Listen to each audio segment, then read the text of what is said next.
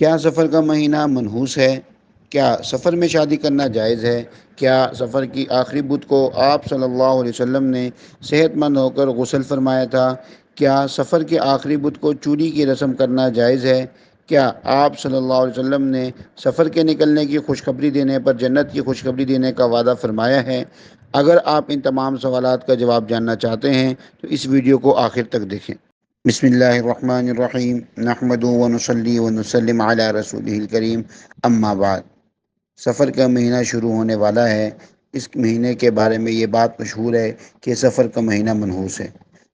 اس سلسلے میں گزارش یہ ہے کہ رسول اللہ صلی اللہ علیہ وسلم کا ارشاد ہے، جس کا مفہوم یہ ہے کہ لا عدوى ولا طیرۃ ولا حامۃ ولا سفر، جس کا مفہوم یہ ہے کہ کوئی بھی بیماری متعدی نہیں ہوتی، کوئی بدشگونی لینا جائز نہیں ہے، اور سفر کے مہینے میں کوئی نحوست نہیں ہے۔ تو جب رسول اکرم صلی اللہ علیہ وسلم نے سفر کے مہینے کو منحوس قرار دینے سے منع فرمایا ہے اور یہ فرما دیا ہے کہ سفر میں کوئی نحوست نہیں ہے، تو مسلمان کی شان یہ ہے کہ آپ صلی اللہ علیہ وسلم کے ارشاد کے سامنے تمام مشہور باتوں کو چھوڑ دیں۔ اس لیے اسلام کا صحیح نظریہ یہ ہے کہ سفر کا مہینہ منحوس نہیں ہے۔ سفر کے مہینے کے منحوس ہونے کو بعض اوقات لوگ یہ کہہ کر ثابت کرتے ہیں کہ اس مہینے میں آپ صلی اللہ علیہ وسلم شروع کے دنوں میں بیمار ہوئے تھے اور اس کے بعد آپ صلی اللہ علیہ وسلم آخر میں صحت یاب ہو گئے تھے۔ لہذا بعض لوگ یہ کہتے ہیں کہ سفر کے پہلے 12 دنوں میں تو شادی کرنا جائز نہیں ہے اور بعد میں شادی کرنا جائز ہے۔ تو جیسے پہلے بتا دیا ہے کہ سفر کا مہینہ چونکہ منحوس نہیں ہے، اس لیے اس کے کسی بھی دن میں شادی کرنا بالکل جائز ہے۔ اور اگر یہ وجہ پیش کی جائے کہ آپ صلی اللہ علیہ وسلم اس دن میں اس مہینے میں بیمار ہوئے تھے، تو اس کا مطلب یہ ہوا کہ ربیع الاول کے مہینے میں، جس میں آپ صلی اللہ علیہ وسلم اس جان فانی سے کوچ کر گئے تھے اور عالم آخرت میں چلے گئے تھے، تو اس میں بھی شادی کرنا جائز نہیں ہونا چاہیے۔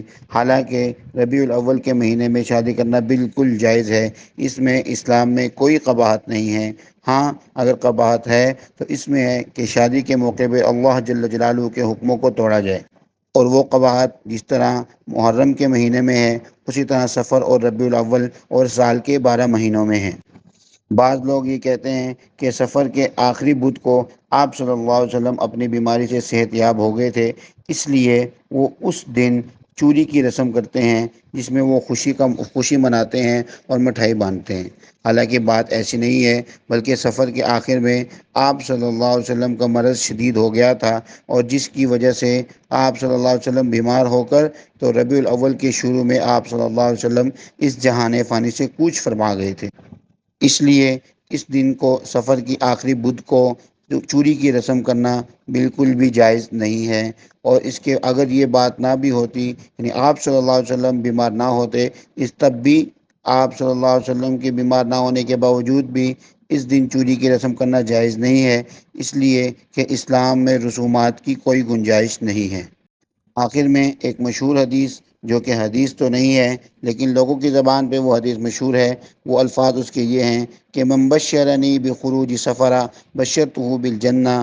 لوگ کہتے ہیں کہ آپ صلی اللہ علیہ وسلم نے فرمایا ہے کہ جو مجھے سفر کے مہینے کے نکلنے کی خوشخبری دے گا تو میں اس کو جنت کی خوشخبری دیتا ہوں۔ تو یہ کوئی حدیث نہیں ہے، یہ بالکل من گھڑت اور موضوع روایت ہے۔ اس کو بیان کرنے سے بالکل پرہیز کرنا چاہیے، اور یہ دیکھنا چاہیے کہ آپ صلی اللہ علیہ وسلم نے فرمایا ہے کہ من کذب علی متعمدا فلیتبوأ مقعدہ من النار۔ جو آدمی جان بوجھ کر مجھ پر جھوٹ بولے گا، اس کو چاہیے کہ اپنا ٹھکانہ جہنم میں بنا لے۔ تو اگر ہمیں اس کا علم ہو گیا ہے اور اس کے باوجود ہم اس بات کو پھیلاتے ہیں اور اس کو حدیث بنا کے پیش کرتے ہیں، تو ہمیں اپنے انجام سے ڈرنا چاہیے۔ اسلام میں کوئی مہینہ منحوس نہیں ہے، سارے کام اللہ جل جلالہ کرتے ہیں۔